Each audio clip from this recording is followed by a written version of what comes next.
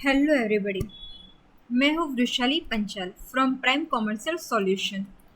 आज हम देखेंगे कि हम टैली प्राइम में कंपनी क्रिएशन कैसे कर सकते हैं और उसके साथ कुछ इम्पोर्टेंट फीचर्स के बारे में भी जानेंगे।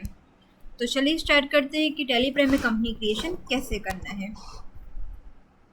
तो जैसे हम टैली स्टार्ट करते हैं तो तुरंत हमारे सामने ये एक स्क्रीन विजिबल होता है जिसमें हमें पहले ही ऑप्शन दिया हुआ है क्रिएट कंपनी का। यहाँ पे आप देखोगे तो आपको दिखाएगा कि क्रिएट कंपनी। जब भी आपको कंपनी क्रिएशन करना है तो यहाँ पे क्रिएट कंपनी पर एक एंटर देना है। जैसे हम कंपनी क्रिएट पर एंटर देते हैं तो तुरंत हमारे सामने कंपनी क्रिएशन का एक स्क्रीन शो होता है जिसमें पहले दिया हुआ है कंपनी डेटा पाथ। तो हमें हमारी जो कंपनी है उसका डेटा कहाँ पे सेव करना है तो वो हम यहाँ पे कंपनी क्रिएशन टाइम पर ही फिक्स कर सकते हैं कि जैसे हमें कंपनी क्रिएशन हमारी जो है उसको सी ड्राइव में टैली प्राइम 6.0 और डेटा नाम के एक फोल्डर में क्रिएट करनी है। तो यहाँ पे आप अपने हिसाब से कोई भी डेटा पाथ सिलेक्शन कर सकते हो या नया ऐप बना सकते हो। मैंने यहाँ पे सी ड्राइव में रखा हुआ है। आपकी जो भी कंपनी क्रिएट होगी उसका डेटा आप जब भी जाओ वहाँ पे सी ड्राइव में टैली प्राइम में डेटा में जाके चेक कर सकते हो।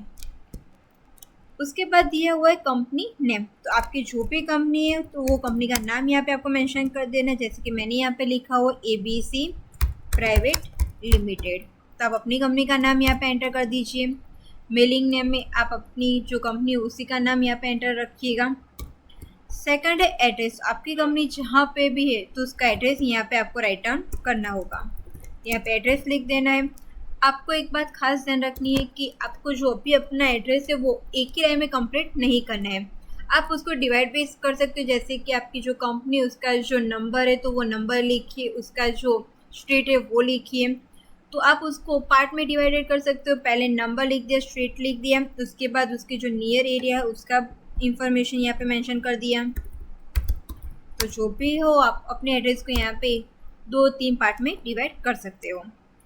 एड्रेस कंप्लीट करने के बाद यहाँ पे आपको एड्रेस की लास्ट लाइन को ब्लैंक रख के एंटर दोगे तो नेक्स्ट ऑप्शन है वहाँ पे आपका कर्सर आ जाएगा। जैसे कि नेक्स्ट स्टेट। तो आपकी कंपनी जिस स्टेट में है तो वो स्टेट सिलेक्शन करना है। टैली हमें यहाँ पे स्टेट का लिस्ट भी प्रोवाइड करे तो वहाँ से आप सिलेक्शन कर सकते हैं। यहाँ पे जो भी स्टेट है वो राइट डाउन करके भी आप सिलेक्ट कर सकते हैं। मेरा यहाँ पे गुजरात है तो मैंने ले लिया गुजरात।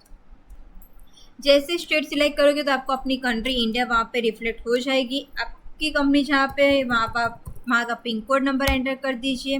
आपके वहाँ पे टेलीफोन अवेलेबल हो तो टेलीफोन नंबर राइट डाउन कर दीजिए। आपकी कंपनी में जो भी ऑफिशियल नंबर हो तो वो मोबाइल नंबर हमें यहाँ पे मेंशन कर देना है। तो हम यहाँ पे मोबाइल नंबर एंटर कर देंगे। आप अपना जो भी मोबाइल नंबर है वो वहाँ पे एंटर कर दीजिए। इवन फैक्स अवेलेबल हो तो फैक्स की डिटेल एंटर कर दीजिए। ईमेल आईडी, आपकी कंपनी का जो भी मेल आईडी है तो वो मेल आईडी आपको यहाँ पे राइट डाउन कर देना है। मैंने यहाँ पे अपना मेल आईडी एंटर कर दिया है। आपकी कंपनी की वेबसाइट जो है तो वो वेबसाइट यहाँ पे आप एंटर कर दीजिए। ये सारी हमारी जो कंपनी की डिटेल्स है वो फिलअप करने के बाद हमें यहाँ पर एक ऑप्शन दिया है फाइनेंशियल ईयर का। ये बहुत ही इंपॉर्टेंट पॉइंट है कंपनी क्रिएशन टाइम पर। फाइनेंशियल ईयर जिस ईयर का हमें जिस ईयर का अकाउंटिंग मैनेजिंग करना है वो फाइनेंशियल ईयर हमें यहाँ पे रखना है। जैसे कि अभी 25-26 फाइनेंशियल ईयर तो यहाँ पे टैली बाय डिफॉल्ट आपको फर्स्ट यहाँ पे 25 दे रही है। कंपनी ये समझती है कि आपका अभी कंपनी यहाँ से क्रिएट हुआ है तो आपका फाइनेंशियल ईयर 25-26 ही होगा। यहीं से आपको अकाउंटिंग स्टार्ट करना है। इवन आपको पुराने साल का भी अकाउंटिंग मैनेजिंग टैली में करना है तो वो भी आप यहाँ पे कर सकते हैं। आपको 24-25 का अकाउंटिंग लिखना है, 23-24 का लिखना है तो सिर्फ यहाँ पे आपको फाइनेंशियल ईयर चेंज करना है। फर्स्ट अप्रैल 24 कर लोगे तो आप 24 से 25 का भी अकाउंटिंग मैनेजिंग कर सकते हो। हम अभी यहाँ पे 25 ही रखेंगे। बुक्स बिगिनिंग, तो यहाँ पे जो भी डेट आप एंटर करोगे उसके पहले की कोई भी पुरानी एंट्री में आप अकाउंटिंग मैनेजिंग नहीं कर सकते। इसलिए हमें यहाँ पे खास ध्यान रखना है कि आप जो भी डेट रखो उसी डेट से आप अकाउंटिंग स्टार्ट कर पाओगे। उसके बाद आपको करेंसी की इंफॉर्मेशन दी है। तो हमारी कंपनी इंडिया में है तो इंडिया की करेंसी, उसका फॉर्मल नेम वो सब दिया हुआ है। तो यहाँ पे हमें कोई भी चेंजेस किए बिना सिंपल ही सिर्फ एंटर करना रहेगा। जैसे हम अपनी डिटेल्स सारी एंटर कर रहे हैं तो उसके बाद हमें एक ऑप्शन दिया है एक्सेप्ट। टैली में आपको और किसी प्रोग्राम की तरह स्पेसिफिकली जाके सेव करने की रिक्वायरमेंट नहीं रहती है। जैसे आप अपनी डिटेल्स एंटर करोगे तुरंत आपको टैली पूछेगा आपने जो भी डिटेल्स एंटर की है उसको सेव कर लेनी है।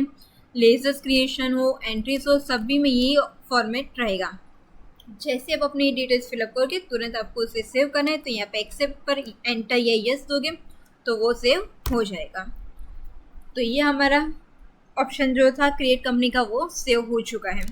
जैसे ही हमारी कंपनी क्रिएट हो जाएगी तुरंत हमारे सामने एक ऑप्शन दिया जा रहा है कंपनी क्रिएशन के बाद का फीचर्स एक्टिवेशन का, जहाँ पे कुछ फीचर्स बाय डिफ़ॉल्ट टैली ने यस करके हमें दिए हुए हैं, जो नॉर्मली हर जगह पर हर कंपनी में यूज़ होते हैं। वो सारे फीचर्स हमें यहाँ पे प्रोवाइड किए गए हैं कि मेंटेन अकाउंटिंग मेंटेन करना है तो yes, bill wise entries managing करना है तो उसको भी यस रखा हुआ है।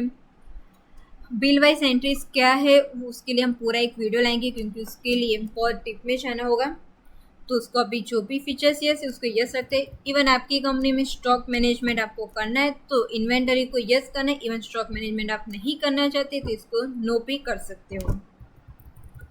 उसके बाद जीएसटी, अभी जो जीएसटी एप्लीकेबल है गवर्नमेंट के टैक्स के हिसाब से, तो जीएसटी आपकी कंपनी में एप्लीकेबल हो रहा है तो उसको यस कीजिए, नहीं हो रहा तो आप उसको नो भी कर सकते हो। ये सारे फीचर्स टैली के जो हम आगे जाके डिप में उसके बारे में चेक करते रहेंगे। इवन आपके सामने ये सारे फीचर्स रिफ्लेक्ट नहीं कर रहे हैं तो यहाँ पे आपको ऑप्शन दिया है शो मोर फीचर्स का, शो ऑल फीचर्स का। आप इसको यस करोगे तो आपको सारे फीचर्स रिफ्लेक्ट हो जाएंगे। नॉर्मल टैली जो इंपॉर्टेंट फीचर्स होते हैं उसको रिफ्लेक्ट करके यस करके देता है, और ये सारे चेक होने के बाद इसको सेव कर लेना है। यहाँ पे भी डिटेल्स सेव करने के लिए यस, तो ऐसे आपके सारे फीचर्स सेव हो जाएंगे। जैसे आप फीचर्स सेव करोगे तो उसके बाद आपको यहाँ पे गेटवे ऑफ टैली का स्क्रीन रिफ्लेक्ट होता है, जहाँ पे आपका फाइनेंशियल कौन सा है, आपकी कंपनी का नाम क्या है, आपने अभी तक कोई एंट्री एंटर की है नहीं की, वो सारी इंफॉर्मेशन शो होती है। यहाँ पे गेटवे ऑफ टैली में कुछ फंक्शंस भी दिए हुए हैं, तो उसमें पहला हमें मास्टर्स दिया हुआ है। तो जब भी हमें कोई भी क्रिएशन टैली में करना है, किसी लेजर्स को क्रिएट करना है, किसी ग्रुप को क्रिएट करना है, कुछ भी क्रिएट करना है तो उसके लिए हम यहाँ पे क्रिएट पर एंटर करके वो क्रिएशन कर सकते हैं। आपने जो भी लेजर्स ग्रुप्स वगैरह बनाए हुए हैं तो उसको आपको चेंज करना है, अल्टर करना है, डिलीट करना है तो उसके लिए अल्टर का यूज़ कीजिएगा, तो वहाँ से आप अल्टर कर सकते हो, डिलीट कर सकते हो। चार्ट ऑफ अकाउंट में जाओगे तो वहाँ पे भी आपको ग्रुप्स लेजर की सारी इंफॉर्मेशन मिल जाएगी। ग्रुप्स लेजर्स क्रिएट करने के बाद अभी आपको वाउचर एंट्री पास करनी है तो उसके लिए वाउचर्स पर जाना है, तो वाउचर्स में जाके आप यहाँ पे अपनी एंट्रीज पास कर सकते हो। यहाँ पे उसके लिए भी बहुत सारे ऑप्शंस दिए हुए हैं, contra, payment, receipt, journal, sales, purchase. ये सारे ऑप्शंस कब कैसे यूज़ करना है उसके बारे में भी हम आगे डीप में चेक करते रहेंगे हमारी क्लास में। तो यहाँ से आप वाउचर्स में जाके अपनी एंट्रीज पास कर सकते हैं। जैसे एंट्री पास करोगे तो उस हिसाब से टैली आपको रिपोर्ट्स भी जनरेट करके तुरंत दे देता है। तो आपकी डे बुक्स है, बैलेंस शीट है, प्रॉफिट एंड लॉस है, तो वो सब यहाँ से आप चेक कर पाओगे। आपकी स्टॉक की इंफॉर्मेशन आपको स्टॉक समरी में मिल जाएगी। तो ये कुछ गेटवे ऑफ टैली के फंक्शन है जो रेगुलरली यूज़ होते रहते हैं। तो आज के वीडियो में सिर्फ इतना ही, कैसे कंपनी क्रिएट करना है, कैसे फीचर्स का यूज़ किए जाता है। Thank you so much. ऐसे ही इंटरेस्टिंग वीडियो देखने के लिए हमारी चैनल को लाइक कर दीजिए, शेयर कर दीजिए, सब्सक्राइब कर दीजिए। Thank you so much.